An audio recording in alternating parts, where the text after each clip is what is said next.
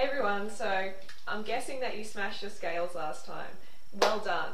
So what's up next is I'm going to talk about something that is very, very prevalent in society, and that's calorie restriction. You know, we're getting fatter as a society, but we're restricting our calories more than ever. You know, people are going on fad diets everywhere, and they always include calorie restriction.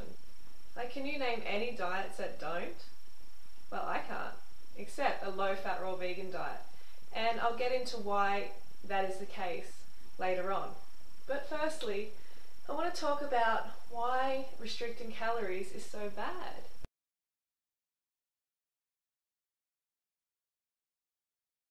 Then I hear you say, Freelee, I can't not restrict my calories, I'll get fat. Well, it doesn't exactly work like that if you eat the right food. So when it comes to calories, if we restrict them on a regular basis, then we're teaching our brain and our body to become a fat storer instead of a fat burner. See, that's what we want. We want to become really efficient fat burning machines, basically. I should know, I've been restricting my calories since I was 15. You know, I remember my friend actually came over and she left a piece of paper which had a calorie breakdown of her day, and it only had 500 calories, you know, which is a measly, measly amount to run a human being.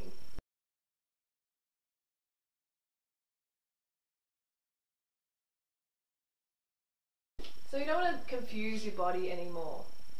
And the way you do that is you feed it on the right foods. Too many people in society are eating the wrong foods, and they wonder why they need to restrict them, because they feel sick eating this way. They also get fat, tired, feel crazy and depressed. So all of these things are a result of eating the wrong foods. So if we're eating the right foods like fruits, vegetables, nuts and seeds, then we don't need to restrict our calories. But then I hear you say, oh, but nuts and seeds, you know, you need to restrict them. Well, I never restrict them. I eat as much as I desire of nuts and seeds every time I eat them. And the thing is, I don't desire very much of them. I want fruit. So I eat as much fruit as I want with the addition of nuts and seeds whenever I desire them, which isn't that often. And you'll find that when you eat a high carbohydrate diet and you're meeting your basic physiological needs, that your cravings disappear, but you need to be eating enough fruit.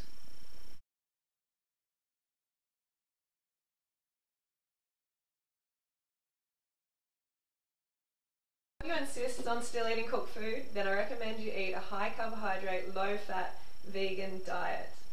Okay, so still heavy on the carbohydrates like rice and grains and like gluten-free pasta, all those sort of things. Okay, they may not be optimal, but they are better than animal pieces and secretions. So make sure you get the carbohydrates in. You know, you're going to fill that hollow organ you call a stomach with as much carbohydrate as you desire. You know, you have a sweet tooth for a reason. It's carbohydrates. You need them. So when that sweet tooth comes up, feed yourself the right foods. So primarily fruit. Even if you're on a cooked food diet, okay, cooked vegan diet. Fruit, and then grains and pasta, like potatoes. Those sort of things will keep you going and keep your cravings at bay. Because you're, instead of restricting, like going against your hunger drive, you're honouring it. And you're filling your stomach with what it wants. So that switches off those cravings. And at the same time, it's low fat, so you lose fat. Right, but you have to be patient. It'll take a little bit of time, but you need to be rowing your boat in the right direction.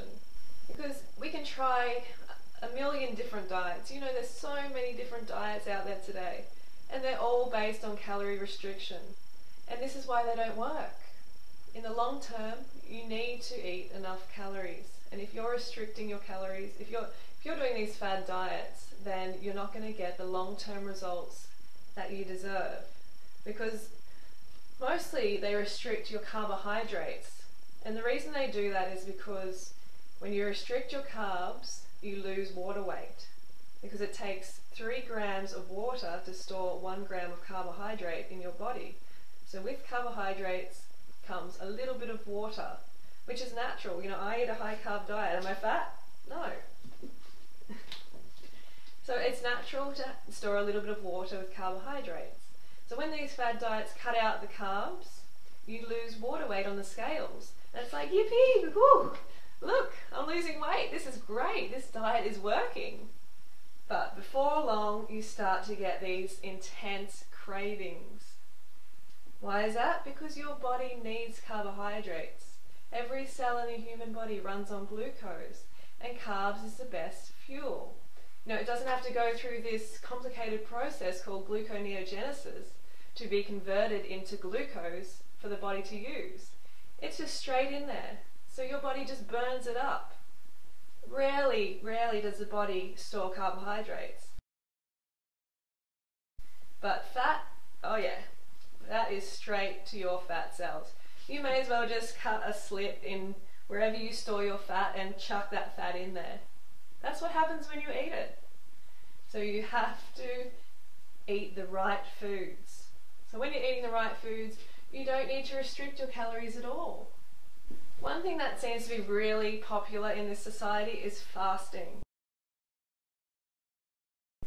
And I have been through plenty of fasting myself. In 2007, I actually fasted for 32 days on water. Not in a row, but across the course of the year. So I was doing like, you know, Monday was a fast day. Or I'd do like a 6 day water fast here and there. And you know what? The next year I was fatter than ever. Because everything you do, there's going to be a result. It's like Newton's law. For every action, there's got to be an opposite and equal reaction. And that's what happens with restricting your calories. The body catches up.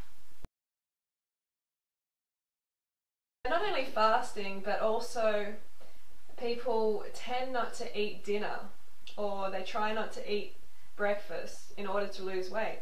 I used to do all the time, especially the cutting out breakfast. But what happens is we become ravenous by the time dinner comes around, and we're less discerning about what we're going to eat. So if you're on a low-fat, raw vegan lifestyle, and you know dinner comes around, you haven't had any breakfast, you might have had a little lunch, then you're just going to be, my guess is you're going to go and eat some cooked food, maybe even some animal pieces and secretions. Like I really, hope not. But when it comes to hunger, if you don't honour that hunger with the right foods and enough of it, then other foods are going to come into the picture.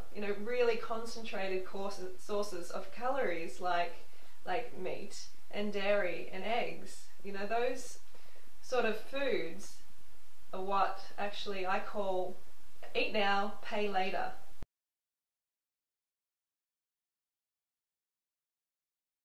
If you're on a low-fat, raw vegan lifestyle, you need to really get those calories in. Eat more than you think you should, because we're so used to these dehydrating cooked food diets which don't contain much water or volume, that when we come to a low-fat, raw vegan lifestyle that contains a lot of volume, we don't realise we've really got to eat a lot more volume to get the same amount of calories. You look at somebody who's eating 3,000 calories worth of burgers a day, and then you look at someone like myself who's eating 3,000 calories worth of fruit a day. Our bodies are not going to be the same. So I know a lot of people say, oh, calories are all equal, but they aren't exactly. And they're digested differently. They're utilised differently in the body. So it's going to produce a very different result depending on what you're eating.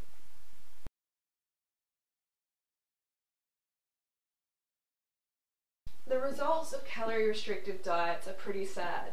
You become a chubby yo-yo, you develop eating disorders like anorexia and bulimia like I had. You generally become a pretty depressed person. So never restrict your calories. Make sure you have a big breakfast. I recommend everybody eats at least 20 or 30 dates for breakfast. and I blend that into a Datorade, so about 20 or 30 dates with about a litre and a half of water, and that makes a beautiful Datorade. So if we eat this way, it's not going to make us fat. I know initially some people put on weight, like myself, I did. But what that was my body catching up, like all the bad things that I had done to my body, basically by restricting the calories for years. I had anorexia and bulimia, for having drugs, having a lot of recreational drugs and some prescription drugs as well, you know, for all sorts of different things. And just all these past abuses, they catch up and the body has to balance out again. And I had taught my brain really efficiently to store calories, because I was telling it, you know, we're in a famine, so store calories, you know, store fat. And so as soon as I got some calories, I started eating enough, my body expanded a little bit. But that's natural. You know, you just need to be patient and need to keep on track. As you can see, I'm not fat, and I eat around 3,000 calories a day. You know, you have a look at all the long-term low-fat raw vegans, they're all slim, because fruit doesn't make you fat. Carbohydrates don't make you fat. It's what people put on them. You know, they put on these oily, fatty sauces, which just go straight to their fat cells. So the take home is, make sure you eat enough carbohydrates, make sure you eat a low-fat raw vegan lifestyle or a low-fat cooked vegan lifestyle, and make sure you got enough carbohydrates in there, because you need those carbohydrates to fuel your workouts so you can burn the fat.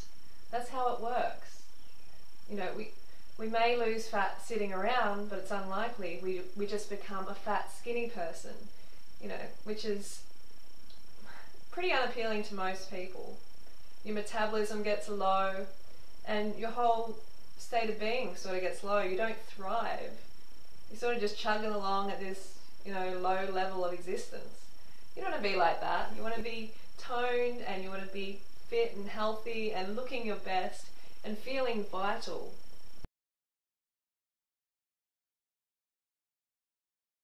And that's what you can have if you quit this mentality of restricting your calories, because that mentality is what keeps you fat. That's what keeps the weight coming back. Okay, so drop that mentality and come into the abundance world. You know, this is an abundant lifestyle.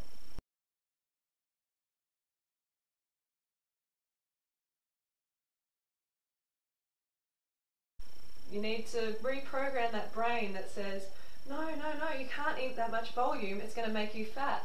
Because remember, fruit calories and high fat cooked food calories are not the same. They do not create the same body, and you know, I'm living proof of it. I'm not fat and I eat all the calories I care for. To get those fruit calories in, I recommend at least 2,500 for females and 3,000 at least for males. You know, go way above that if you feel like it. Remember, no calorie restricting.